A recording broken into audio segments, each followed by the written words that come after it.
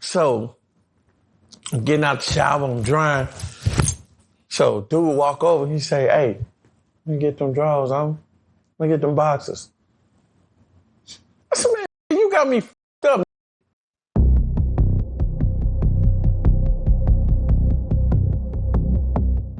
Man, once again, we are back with another episode of Prison Stories 101. Man, y'all asked for him, so we right back to it, man. Ice Gizzle back in the building, man. How you doing, sir? What's happening, homie? What's happening? One thing that I want to say, every time we get these prison stories kicked off, we always talk about, of course, the who, what, when, why, where. We already been through that, but we talk about how much time you did. For those that don't know, again, you served at a lot of different units, a lot of different times. How many times did you end up serving a prison sentence? 3 major times. There was a lot of small times in between times, but 3 major times, a 5, a 7, and a 10. The last time was the last time. The last time was the last time. Did you? They gonna have to kill me, homie. Yeah, I'm about to say, I ain't going back. Yeah, like, what is the mindset after getting out that third final stretch? Like, what is your mindset? Like, even when you see a lick in front of you, like that could possibly land you back into the system. Done seen. But it ain't worth it. It ain't worth it. It's a setup in the making. That's all it is. You know what I'm saying? A lot of this is by design. Recidivism, where you get out. A lot of people don't realize that the judges, the lawyers, the jailers, all this is a revolving door for you to walk into and become a ticket. You know what I'm saying? Like, you're a paycheck now. You're not a human being. You are a paycheck. Once I snatch hold of you one time, you're just like a hamster in the cage. You're steady running, but ain't going nowhere. But your money is going into my pocket. Because to get to the judge, you got to get to the bailiffs. I mean, what do you call them people? Bail bondsmen. Yeah. You know what I'm saying? For the judge to let you go, a decision has to be made. So now the DA and the prosecutor is involved. And for you to have some type of say-so, like you are a human being, you need a lawyer. So they create all this, you know what I'm saying, as we say, for job security. And them was some smart motherfuckers, bro. When they did that, they knew what they was doing. Because it's a door that'll never close, and now one of them will ever stall. And it's shit that they can pass on to their children, and generations to come.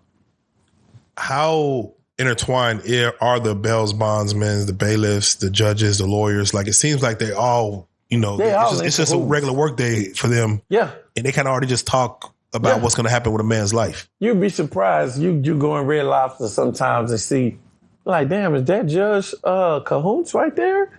Sitting with attorney or DA or such, and come to find out this is his daughter-in-law, this is his auntie, that's his nephew, and this, that, and the third. And these the same people that got your life in their hands.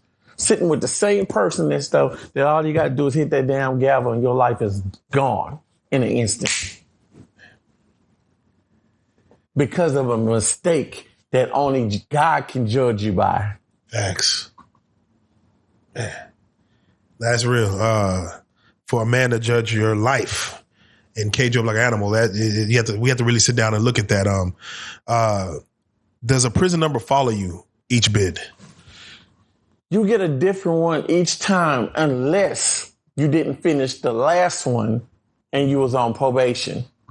So if you're on a probationary period after getting out and you don't make it and you don't catch a new charge, then you come back up under that old number. But let's say you did go out there and you finished that and you caught a new charge, or you're not finished with that and you caught a new charge, then you come back under both. Because you're going to finish out what you had. They're going to clear the ropes on that. And then now this is your new charge.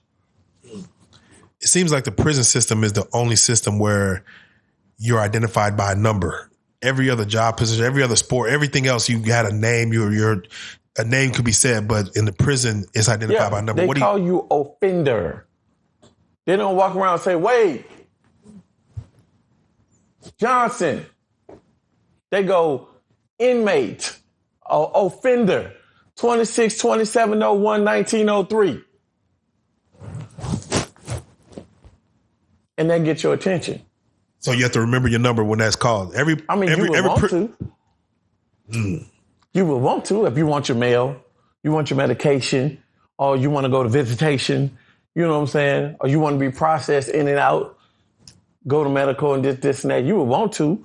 You got a card, you know what I'm saying, that's around your neck, like a dog tag. You know how the white folks do they pretty little dogs and stuff, put the little tag on them. If found lost. When it comes, what is your thought process when it comes to saying we won't give you a number and a name like A. Smith or whatever? We're only going to identify you by a number. What's your thought process that you feel is behind that system? It's easy to remember, or? No, it's they say you're already 3/5 of a man once you come into the system. So you're no longer a man in their eyes. You're a product. When they say product of the environment, they take that serious. Because once you get intertwined into the system of penal codes and broken codes, then you become a product of their environment. That's some real stuff. And like they say, you belong to them until further notice. So you belong to me. So all that barking and all that shit don't mean nothing at the end of the day. Even when you make parole, you belong to me. That's why people are so proud once they get off parole, because you're really still stuck in the system. Yeah, you stuck in the system, but that's one part of that freedom, 1/5 of that freedom that you just got back. But how you maintain it is up to you. That's real. Now, you're from New Orleans, in which a few inmates escaped, like 10 of them. And just recently, another inmate, same jail, I don't want to say escaped, they let him go. They made a mistake. I'm assuming this happens. They made a mistake, let him go home. They're like, we messed up, you got to come back. I'm about to say, how often does that happen? And what is the incentive for somebody to go turn themselves back into jail? Man, that's a hard one, bro. Yeah, I'm like, because protocol, stand down. You gonna get blamed for it anyway. Cause it'll be like, you weren't supposed to leave. You know you had 25 years left. You know them people called the wrong person up there. So by you leaving and all that stuff, you just as guilty as the person that fucked up the paperwork. So instead of making them look stupid, they're going to throw it off on you. So it's an all points bulletin on you. They're only going to get fired or get relocated in the system to go work somewhere else. Yeah, but you're right. Your ass coming back. Now, what would I do? I would run and go enjoy myself as much as I can, because I know when they do catch me, they're not trying to say, well, they fucked up the paperwork, just come on with us. And then, no, they're going to treat you like the fugitive you are. Yeah, that's what I'm saying. Like, if somebody was to get let loose, and they're like, even if it was sliding their head a mistake, what stops them from saying, I'm going to just go to Jamaica for a little while? Whatever, I'm going to go to Puerto Rico, whatever, wherever they could get, and just stay there for long enough to where they're like, we've been looking for you for the past year. You're like, I didn't get the message. I didn't get the memo. Would they punish you? Do you think they'll punish you like you've been on the run the whole time? Work. You made them work. They was going to punish you regardless, because they need somebody to place blame on. Because I was on the unit one time. I wasn't in the fish, but I was in the state. And I seen it happen. A dude in medical, they called him out front and told him that he was ATW, which means all the way out. This dude looked like he had won $20 million. And he was like, nah, y'all got, And he went with it. You can't blame him. He went with the move. Yeah. They processed him out, this and that. They said, you know, he had the walls and shit. They gave him a little bus ticket and whatever they gave him and shit. And it was 4 years before they seen that boy. 4 years. 4 years. Yeah. That's how you're supposed to do it. That's how you run. Damn. Let me get your take on Boosie, if you don't mind. Boosie, of course, he was fighting a gun charge with the feds. He finally took the plea deal. I believe he goes in a couple of weeks to see what his sentence is. Do you believe he may have to do some jail time or it may just be probation? That's a hard one. I don't think Boosie gonna do no time, you know what I'm saying, because of his status. And as bad as they would want him to do the time because they know Boosie don't like them and they don't like Boosie. Boosie have stumped and clowned on these hoes from day one. Embarrassed them. You know what I'm saying? But there's still an art of protocol that you have to go through. You know what I'm saying? And who knows what was said behind closed doors for him to have this opportunity. Yeah. You know what I'm saying? Because he might have signed saying, ooh, did this and that, but no retaliation from... You know, Boosie himself, when he first went in and did his 5 years, he was a star, but not to the worldwide, acclaim that he has now. And now that he's older, and of course he has ailments, diabetes, a few other things. How does it look for Boosie going in now into the feds where he has much more star power, but he's also sicker? Last time Boosie was very big on not doing PC. He wanted to do general public, G-pop. How would Boosie serve time if he was to go in now based on his illness? That's the thing. Boosie didn't go to the feds. He went to Angola. Yeah. See, it's a difference when you go to the state and you go to the feds. You go to the feds with star power and shit, it just don't matter. It's the low totem pole versus a person that just came from way up here, Bill Cosby. You're going to get treated the same coming through that door in the feds versus you going to the state. Oh, my God, this Boosie. Oh, what's so much good? This, that, and the third, So you're going to get star status when you go into the state. Like, they may treat you. Yeah, they're going to treat him differently. They're going to offer him again. If he don't go to the feds, they're going to offer him again PC. Because a person with that much money and access to people makes you a scary person. Yeah, that's right. Because your influence and shit could cause this whole wing to go against security. Yeah. You call that shot and shit. Boosie called that shot. So they try to be mindful of that and be like, look, we'll put you in PC because even though you got this, you still got enemies. Who knows who you got? Whose people is connected to whose people that's connected to the ones that want to get at you? Who can call a shot to get at you? So they're going to make it look like, ooh. But all the time and stuff is more for them than it is for him. Because if he ever get enough influence floating around the prison and shit, it's more of us than it is of y'all. And by the time the National Guard get here to calm this shit down, y'all dead. Yeah. What is the protocol when there's a riot on the CO side? Like, is it can one CO go in there and try to quiet a riot, or do they wait till at least about 5-10 of them be ready? You ain't got time. You ain't got time, and ain't nobody finna send you no motherfucking kite. You ain't got time. When they set it off and shit, only we gonna know that. We gonna get to jump on y'all first. Yeah. And by the time they call a National Guard to come down there, if it's even that bad, you know what I'm saying? Because they're only gonna call them if it get to where they can't control it. Yeah. But if they can't control it, Lord help y'all. Free kill.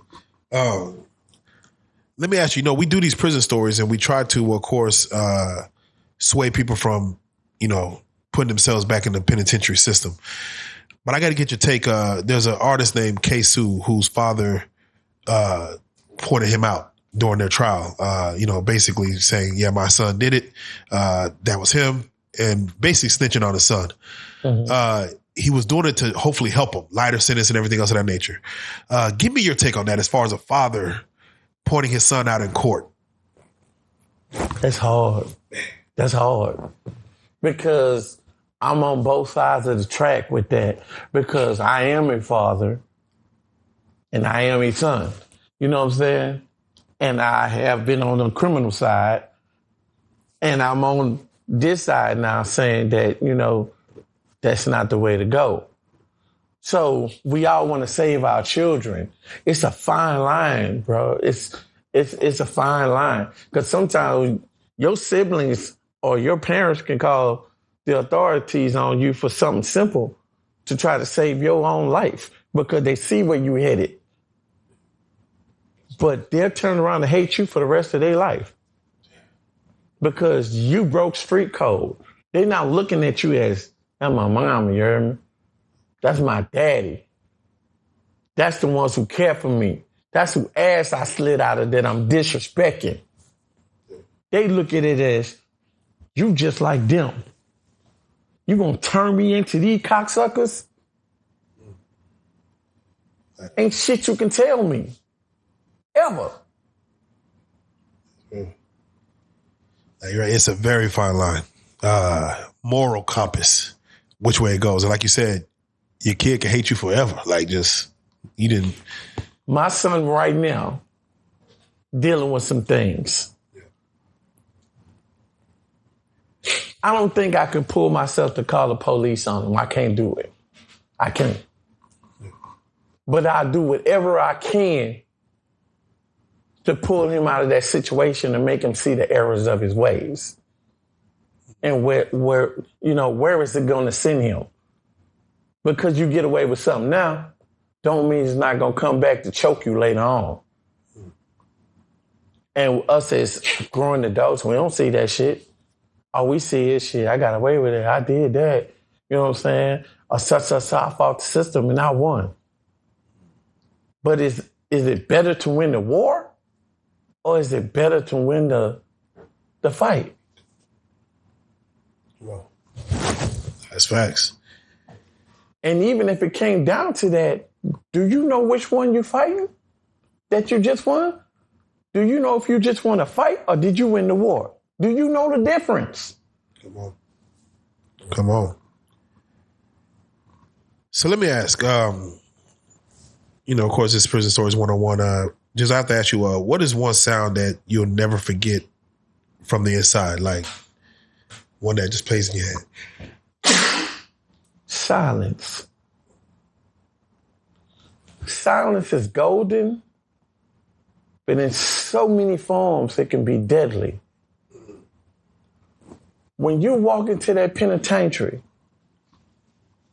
especially when you're unknown, you can feel the tension you can cut it with a knife. When people get quiet, when it's a riot about to pop off, people finna lose their life.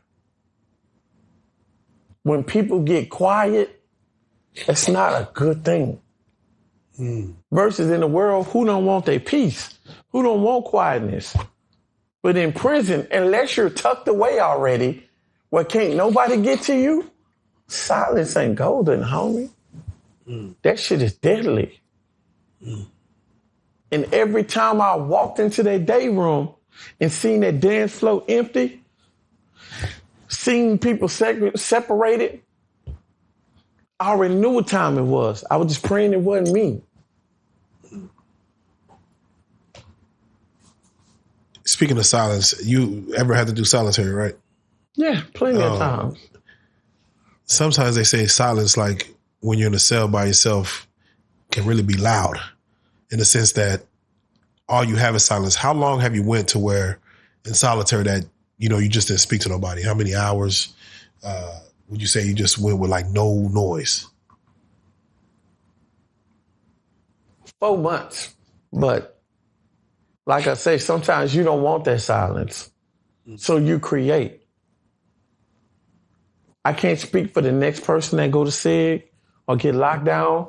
You know what I'm saying? I can speak for me. Sitting around in dead silence and stuff and don't know when you're coming out of here will cause you to question yourself.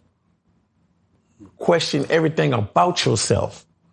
It'll even cause you to step outside yourself and create another entity, another human being, somebody that ain't even there. Now you're in the cell playing basketball. 1-on-1, 21. Hope you don't lose. God damn. You know what I'm saying? Now you find yourself being creative and shit, drawing on the wall with candy and shit. You know what I'm saying? Doing all kind of weird stuff. Talking to yourself. Thinking that everybody is out to get you now. Yeah, when you start talking to yourself about, when you start looking at and let's get one thing straight, because I used to hear it all the time. Boy, you talking to yourself? Crazy. You talk to yourself, it's crazy. But I come to find out that's not true. That's not true at all. Why would you ask yourself a question if you couldn't answer it? Why? If you had to ask yourself, what's 8,000 times 21? Why wouldn't you answer that? Why would that make you crazy? That's real. I believe it's when someone, or in your mind, you start talking to yourself and then you start talking back to yourself. So when you ask a question and then you start responding, oh yeah, you damn sure right. Is that where it's people kind of start losing a little bit? It depends. It depends.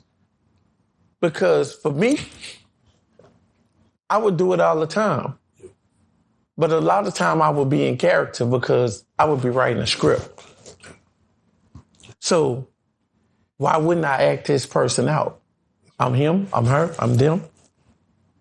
Just to see how it's going to sound. Just to see how it's going to move versus it playing in my head. But what's wrong with me doing like this saying, man, I wonder what they got for fucking child today. It's Friday. It's chicken day. No brainer. Now, if I get to doing some shit like this, talking about, what rabbit? You know what I'm saying? Yeah, that's when, check on that man. Yeah, and I'm getting up running around and shit. That something wrong. Yeah. Something is wrong. Let me ask you, what would you say was the weirdest hustle or trade you saw someone run? You really want to know that, bro? Just curious. The audience is curious. Washing drawers. Washing another grown man drawers. For me, that was the weirdest shit I have ever seen. You know what I'm saying? That a person would proudly, this is nothing it was made to do. Cause let's get it straight. In some areas you would go, if you got power and shit, and you got fuck niggas up under you, weak motherfuckers and shit, you'll make them do some shit like that just cause you can. And although they won't do it, they don't want to do it, they'll do it to keep getting that yah, you hear me? Yeah.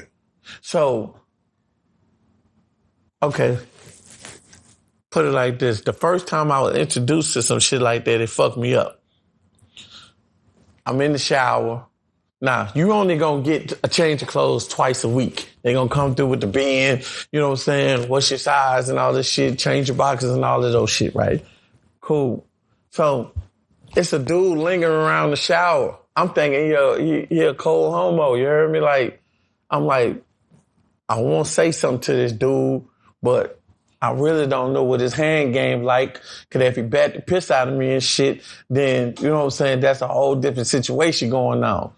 And at that time and shit, I wasn't even sure about what I had. You know what I'm saying?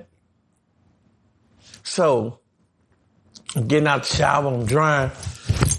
So dude walk over, he say, hey, let me get them drawers on. Let me get them boxes. I said, man, nigga, you got me fucked up, nigga. And he turned around, slow down, partner, slow down. I'm just saying, man, I don't charge that much.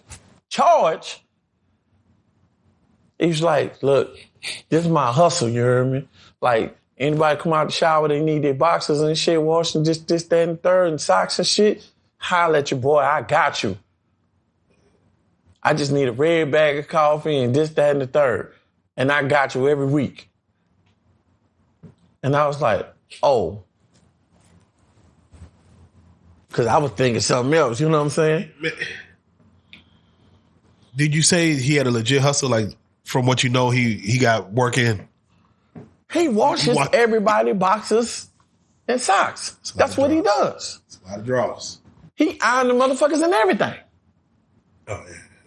I mean, this person literally walks around begging you for your shit. It don't matter what you done in the drawers. Yeah, that's shit. You just mentioned that they only let you change twice a week. Some facilities. Yeah, well, what are your thoughts in the county jail? You know what I'm saying? Yeah. When you go to the feds and stuff, you got laundry.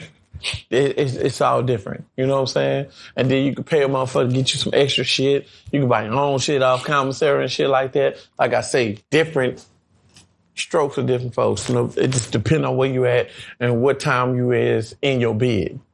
Yeah. Washing drawers is that's a mean hustle, God. It's a mean hustle, bro. I couldn't do it. What was probably one of the most creative ways you saw someone get around the rules or work around the rules, set by a certain facility?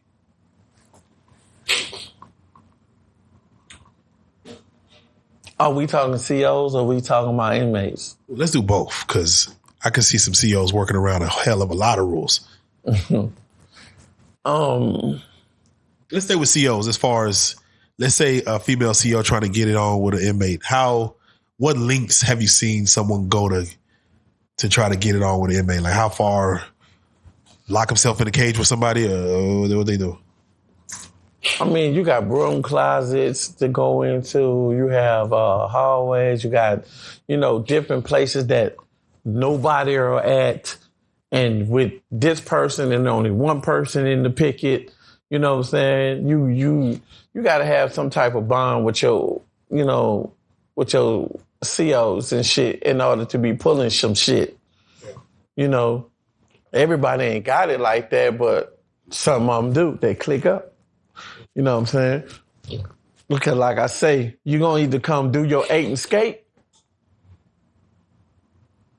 or you're going to get fucked up. You know what I'm saying? Because we run this shit. Y'all don't run shit. Y'all don't run the damn thing. Run your ass back to the lieutenant's office and shit, go get the gas. That's about all you gonna do. What are some other creative ways you've seen, like either COs bend the rules? It's crazy. I seen a cell phone drop off via drone. It's a lot of things, bro. But I don't feel comfortable telling it because it's people still using these methods. Yeah. And since I've been going out, I've been having so many motherfuckers approach me and shit. I know the feds watching this shit too. So I ain't trying to teach a motherfucker nothing. No, for real. What are your thoughts on drones dropping off contraband? This is after your time, right? I'm assuming drones weren't in your time. Yeah, drones. Yeah. They were dropping off the drones. What are your thoughts on the drone dropping? I didn't see drones drop off a whole lot of different stuff. Yeah, I haven't seen it. It's like, it's a pretty creative way.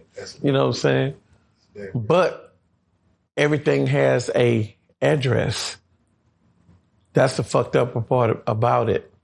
If you buy a drone and you assign it to the internet, then it has an addy to it. So you have to be real watchful how you do that. Because if they intercept your drone dropping anything, first of all, they ain't even got no business in that airspace. So if they catch it, they shoot it down and grab it and they find an Addy on it and stuff, they come and get you. Yeah. They come and get you. That's facts. And I want to sidetrack real quick, man. There was a lot of hoopla about, I think on the first prison stories you had mentioned about a woman who was, of course, was under anesthesia, was, raped. And people were like, what story is that? That never happened. Like, what the hell?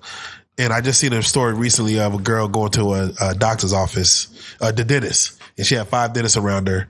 And then 5 months later, she found out that she was pregnant, meaning while she was under, anesthesia, either one or all of them ran up into the young black girl. I'm like, that's what I mean by you can't even trust your own doctors anymore. You can't. You send your woman, your kids, and all that stuff up in here with these people, and they're supposed to be in their care's supposed to be in their hands. They're here to get fixed. Whatever's wrong, fixed. But you leave there with more problems than you came with. Yeah, I did. And that's crazy. You know what I'm saying? Because it's like there was a pedophile that I was locked up with. He only did like 3 months on the charge, bro. And when he went to court, they gave him 3 months and they let him go. They let him go. He was a pediatrician. So whatever he was doing with the kids and stuff, because I didn't get the whole scoop, although I was trying to be nosy, whatever he did and stuff caused him to lose his license and his practice and all this here, right? So people are beating on his door. He don't want to come outside. You know what I'm saying? So he's just like, hey, get away from my door and this, and that. Can't say you're going to call the police because they don't give a damn about you either. You know what I'm saying? So you getting harassed on a daily basis. But my thing is this. You went to school to learn how to help, not hurt. You went to school to learn to help, not hurt people. The problem with people like that is once they learn what they know, they think they're gods. And they can do what they want to do. And that's crazy because it's like, and that was smart of that chick to put that recorder in her, You know what I'm saying? Yeah. To see what was, really going on. Come on. Again, who can you trust? Who can you trust? But to have, I'm paying you $60,000, $70,000 to play in my mouth, you know what I'm saying? To put me under, to do all that need to be done. And here y'all is talking about me like a dog. Playing with my body parts, doing all this here. Yeah. I mean, really her life has changed, pregnant. Yeah, she don't even know who the baby daddy is. That's fast. So can you imagine that though? They surrounding you while you under anesthetic taking turns, beating your guts in and all this stuff. So somebody's skeeting you. And then you got a whole man at home. He been wanting the baby. And then y'all finally get pregnant and don't even know it's for the damn dentist. They don't plan. Damn. Nah, that's just crazy. You don't find out till 14, 15 years later that this ain't even your child, and both of y'all arguing the point that I didn't cheat. That's crazy because, and that goes back to, the abortion laws and stuff like that to where they're like, we're killing that. So now you got to have this random dentist baby while your man is like, I don't want to be with you no more because this ain't my child. It's a rabbit hole that it could get deep. It could get very deep. It gets deep, bro. Damn. It gets deep. Boy, I tell you. Let me ask you, how do you know who you could trust in prison? You don't. At all. You don't. Because the same person that you run up under this umbrella, you're in this car with all these people. You don't know now one of these dudes from Adams. You might know a few of them that you came up with and stuff and y'all got caught on running around the same time or whatever, this and that. But think about it. He calling the shots. Now I got to listen to a dude that I ain't never met in my life and follow his lead. Ain't no discussion. Follow his lead. If he say go on top of the skyscraper, jump. It's for us. I got to do it. Because if not, they're going to bake me a cake. But I'm like, damn, it make me reflect on being home.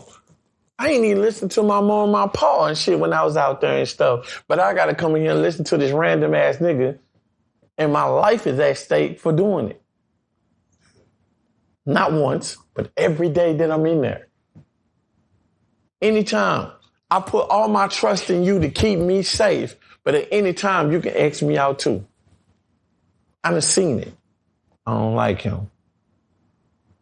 But he in this car. We're going to let him make it. We're going to use him for what we can use him for. Until further notice. And the whole time you run around kicking it with these fools, doing what they say, holding their knives, holding their drugs, you know what I'm saying, doing whatever, fighting, getting into wrecks and getting locked down and stuff, you know, calling home, getting favors and stuff like that. At any given time, he can turn around, get him. It's time to expire it. Even your co-defendant, can you trust your co-defendant? Most co-defendants be the one that's told on your ass. Smile on your face. So most co-defendants are not even going to be around you. They don't house co-defendants together? Fuck no. Hell no. Now you might end up on the same farm, you know what I'm saying, prison Even yard. after, you get found guilty, you get sentenced, they won't put your co-defendant on they'll be on the same, at least. It happens sometimes that you might run into your co-defendant on the yard. It happens. But what I'm saying is 7 out of 10 co-defendants have spoken up and pointed the finger. You're not going to be around me. You are a rat. When I see you, I'm going to kill you. And you know this. Man, shit.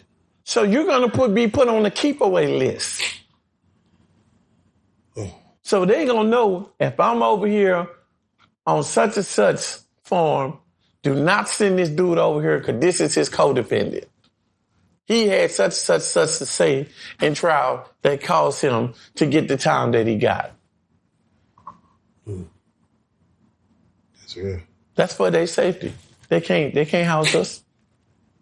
Yeah. Was there ever a time that you really felt genuine fear while you was in there? Whole bunch of times. Can you give us like one situation?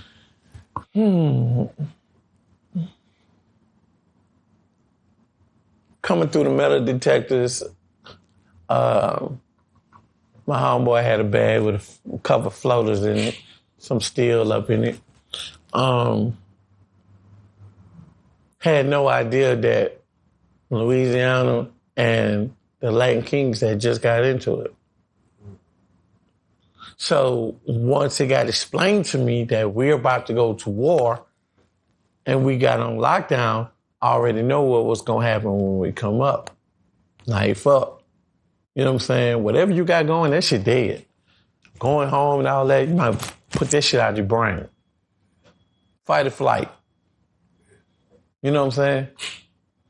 Because if they don't get you during shower time, whenever y'all do come up, it ain't even going to be 5 minutes and shit before knives go to clashing again. And it's not being scary, but the fear of it is, I got away the last fucking time. Yeah. This time, they might get me. Have you ever been stabbed? Yeah, I've been stabbed a couple of times. Yeah, But I ain't been stabbed to the point where it was fatal. You know what I'm saying? Do you have a fear of getting stabbed as of now? Have you generated a fear, or if a knife comes out, do you like, oh, I don't really flinch no more because I had gotten so used to it. And I had gotten so institutionalized this last bid to the point where did nothing really scare me because I'm so used to it. I had really given up on going home. So I didn't give a fuck. So if 3 niggas was attacking another dude and shit, and there's blood and guts going everywhere, they stabbing him, and I'm standing right here, and I'm using the phone, I'm gonna keep talking. Cause I know they finna come up here and shoot this gas, drag everybody to their cell and shit, lock this bitch down, and I ain't gonna be able to use the phone for the next 90 days, 30 days, whatever days it is. So I'm finna get my little minutes in as much as I can. So when they walked up in there and stuff, get out, get to your cell. I'm still talking and stuff. I end up getting beat in the situation and shit that had nothing to do with me. Cause I wouldn't get off the phone. But this is crucial. I had to realize that I'm institutionalized. I didn't even blink. When I got back to the cell, I had to realize I had sprinkles of blood all in my face from a situation that had nothing to do with me. Yeah. That's terrible. Yeah, it's crazy. But I understand that phone business is crucial. So, yeah, I'm going to stay on here. Stay on that Now, phone. times before that, hell yeah, I was scared shitless a lot of times. But I made it through. And after a while, I just figured out shit. There ain't nothing to it but to do it. I'm going to die in this bitch anyway. Did an inmate or a CO ever put fear in your heart? Like, I'll kill you. A CO? Nah. The only way a CO would ever put fear in my heart is I got caught with a knife one time, right? CO come up in our cell, toss the shit out of our cell, he find a knife in the vent. He asked my cellie, is this yours? And he was like, ain't mine. So he said, well, it must be yours. Ain't mine. You know what I'm saying? So he's like, well, you know what's going to happen at this point, right? What? Both of y'all going to take the charge. And at this time is when they started sending motherfuckers back to the county and giving you 3 to 5 years of shit for a knife. Yeah. So did they put some fear in me? Fucking right. Because I'm too close to going home to get caught with a goddamn knife and shit and start my time all over. For real. Shit. Now that in itself will be fearful enough. Adding, because they don't just throw a couple of days on you, a couple of weeks. No. So they had years. Like, this 3 to 5 years. Look it up. 3 to 5 years. If you get caught with a knife within the system, they recharge you, bro. And that time does not run concurrent with what you're already doing. So when you get done doing what you already doing, if you make it that far, yeah, now you got to clean this up. Let me ask you, there's a story about an inmate in Angola who went in when he was 15 years old. He got found, the case got thrown out. He got found innocent, but 3 years while he was in, when he turned 19, he had killed another inmate. So that gave him a life sentence. He's 82 years old now. They did an interview with him. I forgot what news station, but do you feel like a man like that needs to go home? Because the first crime he did, he was, they were going to let him out for that, but he killed somebody while he was in there at 19. But he served. I feel like everybody need to go home. Yeah. That's not a question to ask me. I'm saying I feel like everybody need to go home. You know what I'm saying? Murders of the murders need to be let loose. Reason being, I'm going to say it like this. Judgment is God's, not man's. So I feel like I'm being double punished, sometimes triple punished for something that I'm still going to pay for in the end game. Right. So what should be the consequence for something like a homicide? Put on an island? With other homicidal maniacs? I mean, I don't know, bro. I mean, I ain't saying it's tough. It's a tough question for me to answer, bro. You know what I'm saying? Because I know everybody that put work in didn't do it because they wanted to. You know what I'm saying? Some people are forced into this life, and some people pick it up. because they want to be something that they're not. Biggest facts. Biggest facts. All right, so with that being said, give me one thing that you would warn a first-timer about before he was to set foot into a penitentiary system, state or feds, and if it's different for both. Running his damn mouth. Be quiet. Everybody don't need to know your business. Everybody don't even need to know what the fuck you in here for. So when you say running your mouth, you mean just being openly friendly, talking about your charges. You know what I'm saying? Run around, even if it's something you did that has nothing to do with what you in here for now. Shut the fuck up, man. Shut up. That person don't need to know that. Because some dudes only do that to try to make themselves look good. This big, this hard. Yeah, I did this. Yeah, I did that. Yeah, me and the homies and this and that. Shut the fuck up. So on the opposite end of that, what does it look like when someone comes in there and is like, well, it's considered antisocial? He doesn't speak to nobody. He might talk to a celly, but when he's out in pop, he ain't talking to no one ever. How does that go over? Like people just leave him alone? That's respect. You got to respect the man that's going to come in there and mind his business. Because you come asking me about my charges and shit, we're going to have a problem. Bitch ass nigga, you wired? What's happening? Take your fucking shirt off, nigga. What's happening? What is you asking me that for? What is it to you? Because you have dudes that don't even know who. This dude can be from Kansas City, never stepped foot in Texas. Here you is on the stand, getting persecuted for 5 birds. This man done been in the cell with you or been running around the tip with you, and you telling him all your business. They gonna go get him and tell him Rule 35. You want 7 years cut off your sentence? Tell me what he been talking about. Tell me what you know about him. Or even if you don't know shit about him, play a game with us and shit. You want to go home earlier than what you're trying to go home? Let us help you. I want you to get on this stand, and when I say, can you permit Mr. Bernice out? I want you to be able to say, that's him right there. And all I need you to say was, what was y'all purpose and business with each other? Twice a month, I will come down there and get a bird. Yeah. That's it. That's it. Yeah. You just got a time cut because you went up there and jumped on that man's case and told a goddamn lie. Hey. So that's why I say I will warn a person, shut up. Keep your mouth closed. What is, as far as, again, it's worse to live by.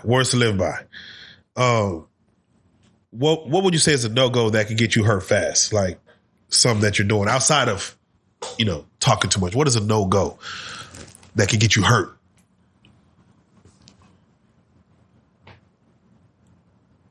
Being nosy. Being nosy. Explain that, because something happens you may want to either inquire about or go take a look at, like, hey, what's going on? That could get you hurt trying to get in someone else's business. Yeah, it's not yours. You see and you don't see. Once you enter these walls, you see, but you don't see. So if I come at you and be like, damn, what happened on? Yeah, man, I see him over there and stuff. He pulled a knife out of his sock, and then he said, that wasn't for you to tell. Shit. So if you told that to me, and you don't even know me, what did you tell them people when they came investigated? So that's a no-no. And this is why they say in the feds, they don't do it in the state, but they should. Whenever we walk outside of our pack, you always take somebody with you. You don't never walk alone. If you go into the warden's office, take him with you. I don't give a damn if he called just you or not. He got to go with you. Somebody got to go with you. You go into the lieutenant's office, take him with you. That way, if anything happens, can't nobody say, well, you did go into the warden's office. I seen you, homie. What was y'all talking about? That just got you killed. And they was in there probably asking you, did you want to join the softball team? So to keep you out of harm's way, tell a friend, take a friend with you. Somebody that can verify that that's not what this is. That's real. Gizzle, give me a take on, there's a show on A&E, I believe it's called 60 Days In, where they put fake people in county jail for at least 60 days and put cameras everywhere. What is your thought on that social experiment as far as putting regular bystanders who didn't commit a real crime in there with real criminals? Now I think it's some bullshit. I think it's fucking, what do you call that? Scripted. Cameras are like out. Yeah. Yeah. Like, there's no way you finna get up in there with as many cameras as they have and not be seen. Because let's be honest, there's no way you can hide in jail. There's no way you can hide in prison. Everybody's business is out in the open. Even when you have a door that slides this way and closes. Everybody know your business. So how can you sneak in there with all these damn cameras and shit, and then you got these fake people and shit that just want to see what jail is like? Who the fuck want to know what jail is like? I know probably some billionaires that might get a thrill out of that. Like, hey, throw me in there for a little bit. Either with a dick in their booty too, and some broke ass pockets. Damn. There's another show on Netflix that it was another social experiment to where, again, county jail, but they said, let's stop locking the doors. Let's keep all doors open and let's see if a community could be built where, you won't have issues. It was a good show, like 10 episodes. And ultimately, I don't know if the experiment, I don't want to spoil it, but y'all go watch it. What are your thoughts on that as far as a county jail that you still have cells, yet you could go in and close the door, but they're not locked. You could come and go as you please into, a common area. I don't like that, I don't like that. At some point of the day, you got to have some type of knowledge of knowing that you're at peace. That can't nobody come touch you. The only person you got to worry about is the motherfucking land under you or on top of you. That's it. Once we locked in, we locked in. Most of my worries are gone. I'm just worrying about that motherfucker. That's it. But leaving our doors open? Are you serious? You know how many motherfuckers get robbed in a day's time and shit like that? For commissary and shit like that? That shit ain't gonna last. Because it's gonna start wars. You would think the old school would have how many niggas gonna get raped? Get their ass took. All that shit. You leaving doors open all through the day, all through the night. I wouldn't give a fuck. Are people getting raped in county jail like that? Like, I thought that's like a penitentiary thing. Like, fed. Man, it don't matter. If a nigga wants your ass and he see an avenue to take, he gonna get it. Yeah. You want to give up some ass and shit, y'all gonna find a way to go get it in. It's like you ain't even been in jail. I mean, like, jail is the stepping point to get to a larger system. Like it is, my nigga, but like I told you in a previous show before, people hide behind religion. They hide behind sexuality. They hide behind gangs. They hide behind religion. They hide behind a whole bunch of stuff. Because let's be honest, at the end of the day, that shit got to be in you, whether you're a superhero or a villain. It has to be in you. Ain't nobody coming in here turning out motherfuckers and all that shit. I told you the story about the little white boy and shit. It took 6 motherfuckers and shit to take his ass. Versus one person go up in the cell and fight one nigga and now get the fuck out of here. We did an interview. You wanted that. Yeah, we did an interview with a guy. His name is Vernon, of course, and he mentioned how, I don't want to say the dude, his celly buttered him up, but he got him in there for hooch. They're drinking. He befriended him. And then he ended up, assaulting him. Mm. But the way he did it was, of course, they wrestled to where the inmate, Vernon, he was just tired. He just got tired of fighting back. And I guess he ended up, taking it. Is that you, or do you say like he wanted it? Nah, if a motherfucker was intoxicated, drugged up or some shit like that, hey, That's why they say you don't smoke and drink with everybody you meet. Hey, for me. Motherfucker bake your ass a cake. But I'm talking about those who just physically stable, got 2 feet, 2 set of hands, a mouth, a set of fists, just like you and me. You can't tell me and you up in here getting it on, and we fight no matter how fucking tired I am, that I'm just gonna sit up there and be like, just tired, bro. Go on, take my pants down. And I'm gonna let you part my cheeks and stick your dick in my ass. Nigga, horrible. You wanted that. Yeah. You just didn't want nobody else to know you wanted it. You think people say, I put up a fight, or you think men will say, because again, I've spoken to other inmates where they had said like they would use someone try to rape me as a way to kind of beat niggas up. You know what I'm saying? Like they would use that to say like, I beat somebody up. Do you think some men would say like, hey, I got violated. It was a rape, but it really wasn't. You think like somebody would actually say like, man, Now, don't get me wrong. You have queers and gay people that come up in there all the time and shit. And shoot, they'll let you know. I would beat your ass and not take your dick from you. You know what I'm saying?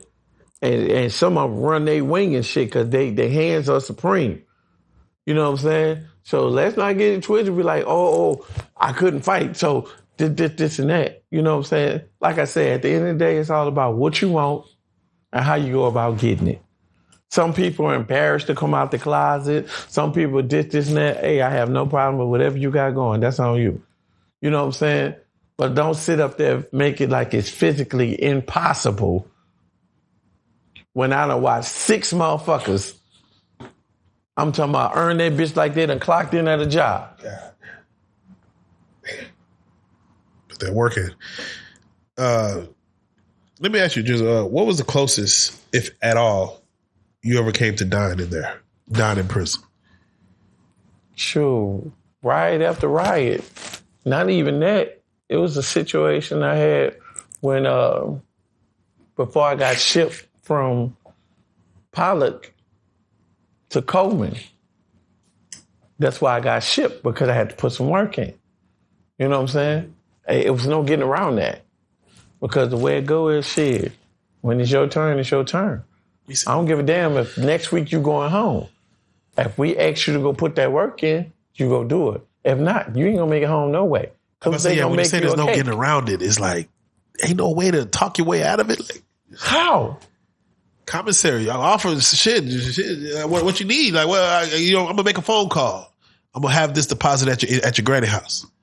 I don't feel like working today. Man, niggas not trying to hear that shit. Damn. Man, dudes is not trying to hear that shit. Damn. They're not trying to hear that shit. When it's your turn, they're gonna say, it's your turn. I want you, and you. Go over there, put that work in on such and such. Run him up.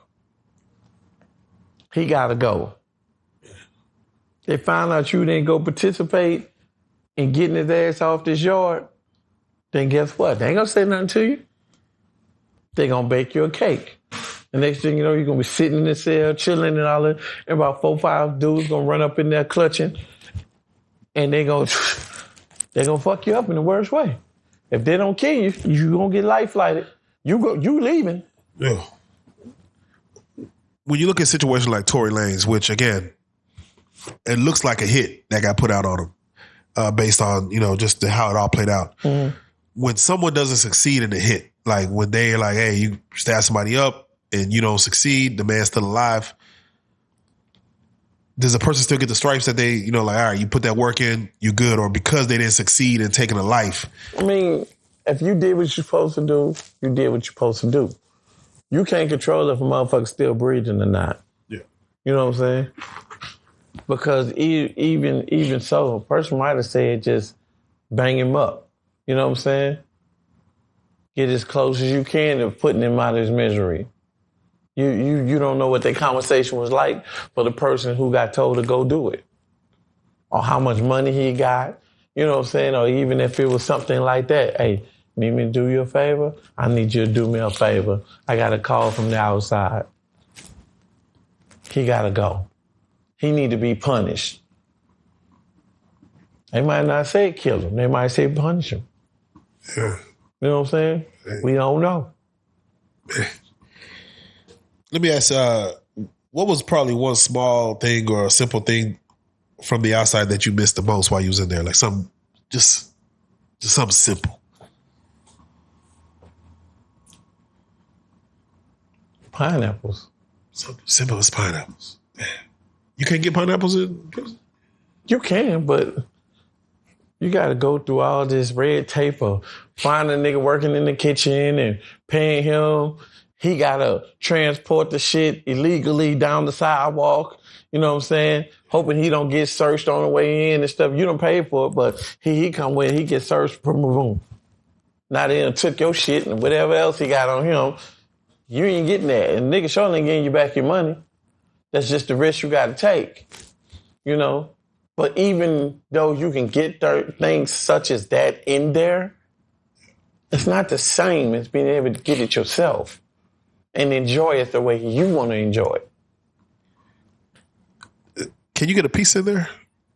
Like, niggas make pieces. These niggas make pieces out of anything, bro. Yeah, shit. Okay. I done seen a nigga make burritos and shit and take the fucking iron and shit and iron the motherfucking bread. Damn. You know what I'm saying? That's real. That's real. I think you had said when you got out, you were a little institutionalized like that as far as trying I was. Yeah. It took me a while to get up out of that state of mind of, you know, raising my hand like I'm in school. Actually, can I go to the bathroom? People looking at me like, you know. Yeah, for real. All right, so that's a simple thing. Pineapples is wild, but as far as getting There's out, a lot of little stuff. I just can't really put my hand on it, you know, that I would miss. But after being locked up so long, you forget about a lot of things, bro, until you see it again. You know what I'm saying? You be like, damn. You know what I'm saying? Was there ever one thing that that changed when you went in, like let's say the last bid or any bid, that when you got out, it was much different, like some technology or something that was always different. Every time I go in and come out, there's some strange ass shit going on. Make you feel like you got dropped off on a different damn planet. Every time. So I feel sorry for a person that's been locked up 25, 30 years versus a person that's been locked up for 5 years and get out and a couple of things and change. You like, the hell? This person been gone 25 years. This worse than trying to teach a newborn baby. Yeah, got it. I would say, what is something that the public would never believe goes on in prison?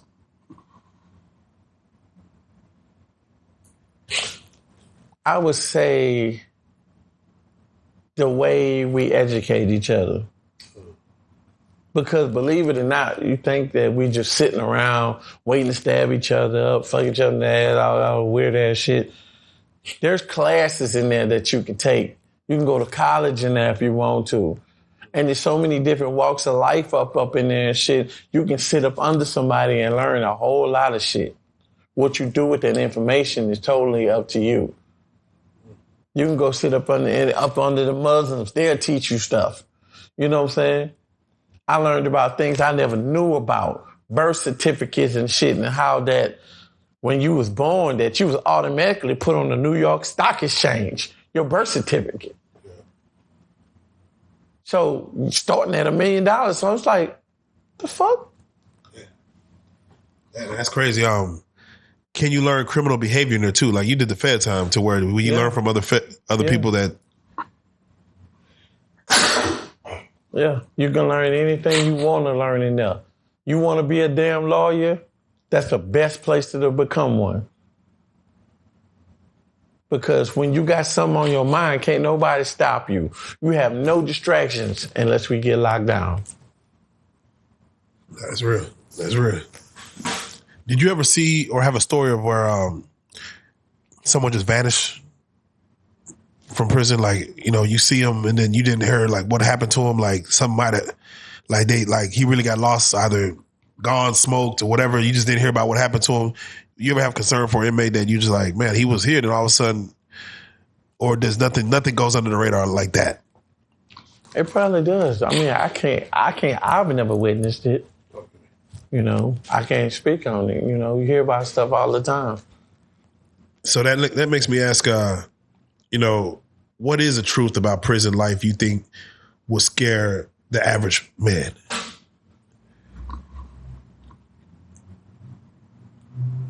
Or woman? I don't think nothing will scare any individual until they get in the thick of it.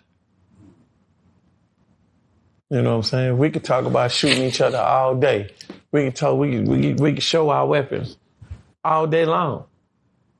Talk shit to each other and all this here. I kill you, bitch ass nigga, this, and that. And every time we see us, we do the same thing.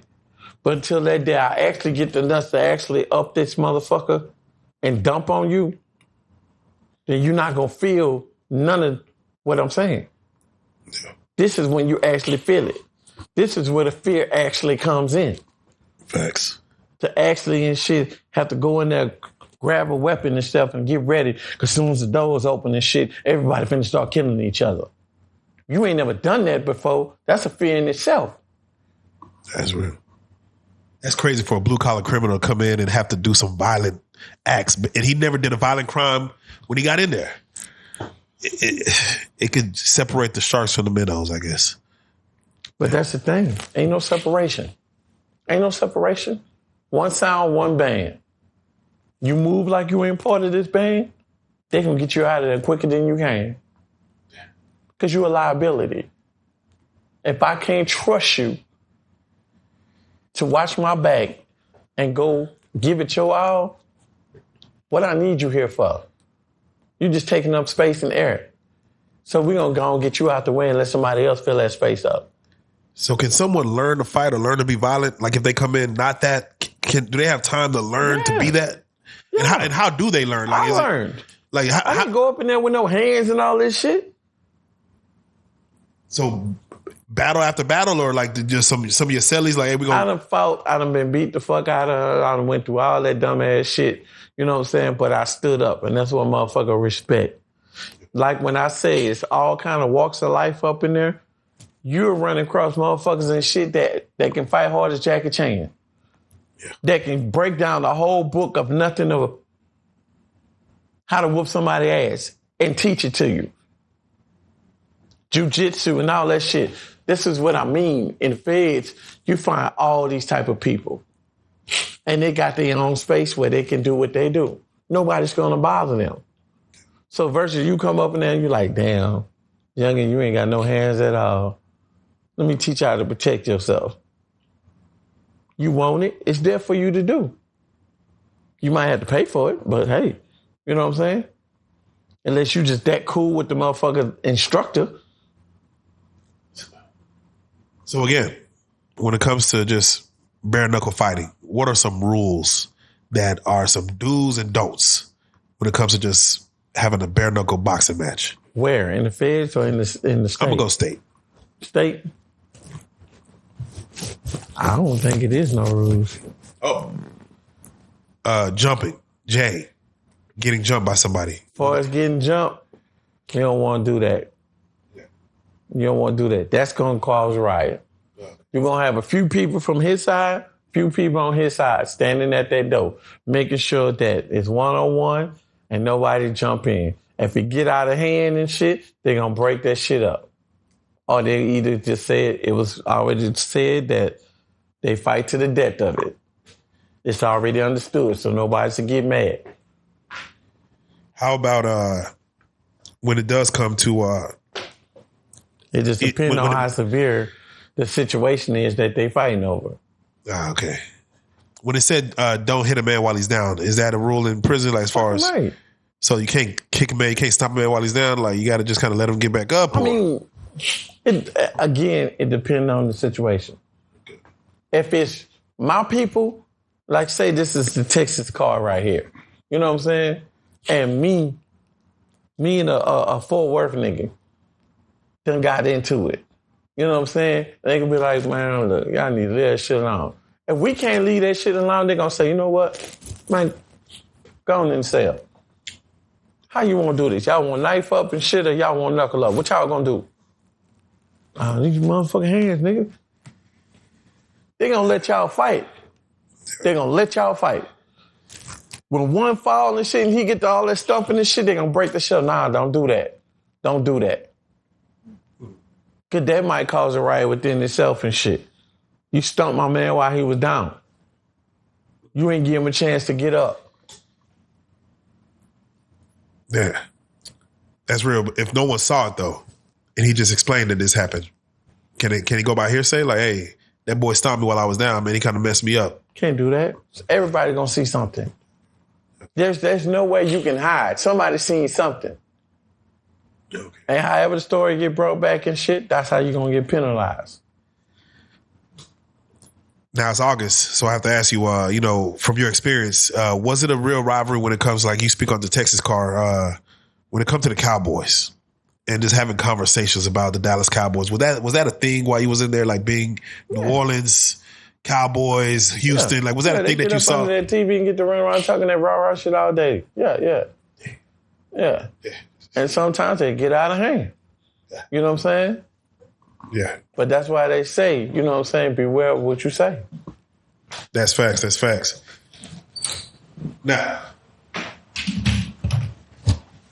let me ask you, we do these prison stories and we always just try to, of course, we don't do this to glorify people being in prison. We don't do this to glorify people taking penitentiary chances. So as we do these prison stories, these are like tales of caution, basically. And I want to kind of, as we always do, end with just some words of wisdom as far as from everything we talked about, again, reiterate, a young man, 19 years old, probably got some hustle, got some scam, wants to go do some, I think I just seen an artist just murdered because the sister called and said, hey, come over here. My brother called her brothers to come over there and they took a life. When someone's, we always watch that movie Boys in the Hood and you see when, what's the name got out the car? Trey. And I want you to kind of explain, like, if Trey stays in the car and what he has to go through if the police end up catching him, what he has to go through in prison. What is, again, give them some words of wisdom as why they don't want it, why they need to get out that car.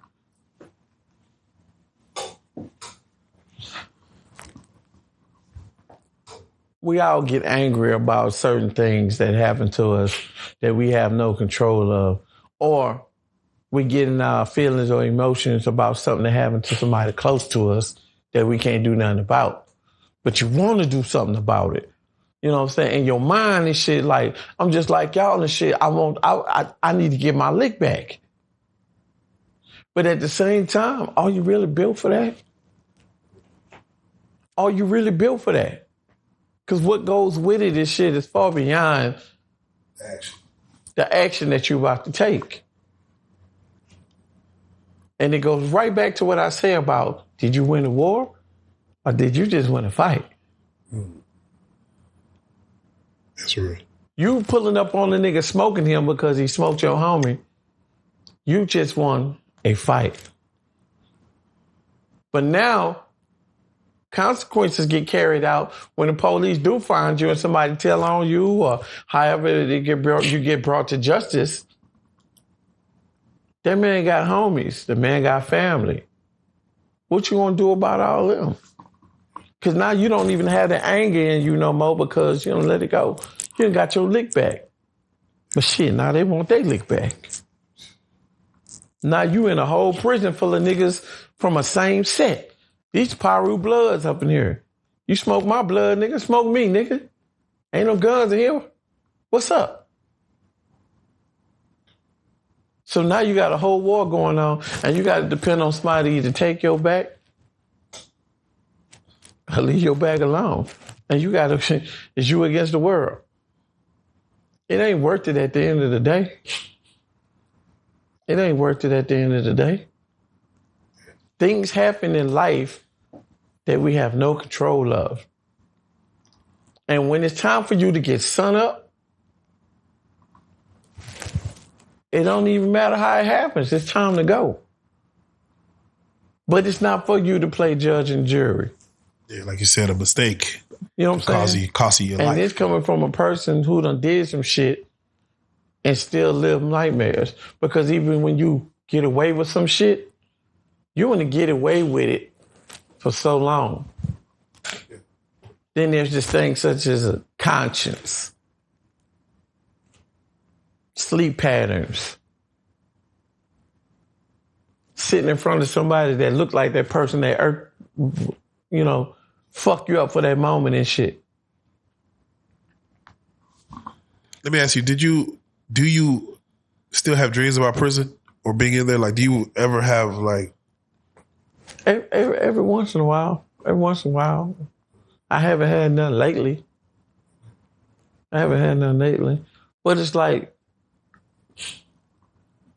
I wasn't having no bad dreams about prison while I was in there. I was just, because I'm in there. You know what I'm saying? It just gotten to the point where I never thought I'd go home. So it was like, why try to be good when it's not going to get you nowhere? I mean, I'm starving, I'm hungry. I need to hit some licks. You know what I'm saying? I need to talk to my chair. I need to help them as much as I can from where I'm sitting at, which becomes a whole nother task. Come on. I mean, again, you find out marriage ain't nothing but a piece of paper.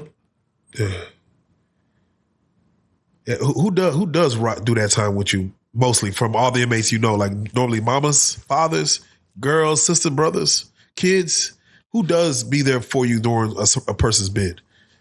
I'm going to say your mother and sometimes your father.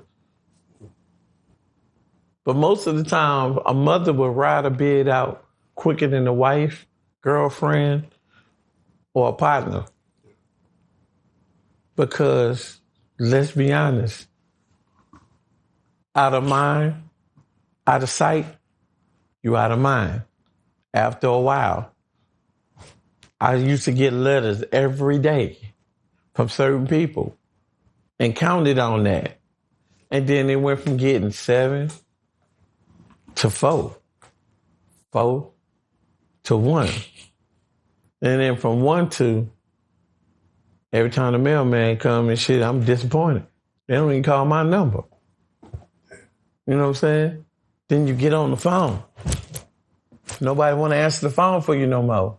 Why? Because they got their own lives to live out there, and you become an expense.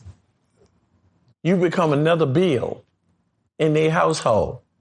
From the phone to your commissary to finish paying off your lawyers to doing things for your own damn kids and all this shit that you can't do that still need to be done. All that falls on them. So after a while, they do what they can do. But when it started eating away at what they got going on, they're going to leave you alone. You did this. You made this bed. So you're going to have to lay in it. I've done what I can do for you, although I didn't have to do anything. And a lot of us take that for granted. Oh, you my mom. Oh, you my such. I watch niggas cry on the phone and talk shit. And, man, bitch, you, woo. I need this money, woo. Come on. But they don't realize that life goes on. You've been in here 4 years now. You know how much of my money you done ate up? I use my savings. I've used my man savings and money and stuff. And now we at it because of you. Yeah. So as much as I love you, you're going to have to do the rest of the time by yourself. That's some real shit. But they don't tell you about that when you put that gun in your hand. That's some real shit. But they don't tell you about that when they put that sack in your hand. They don't tell you that when they teach you how to get online and start scamming people. All what you lose. Then when you by yourself, you want to start being bitter.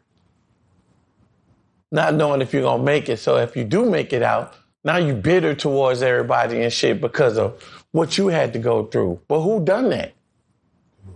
You did that.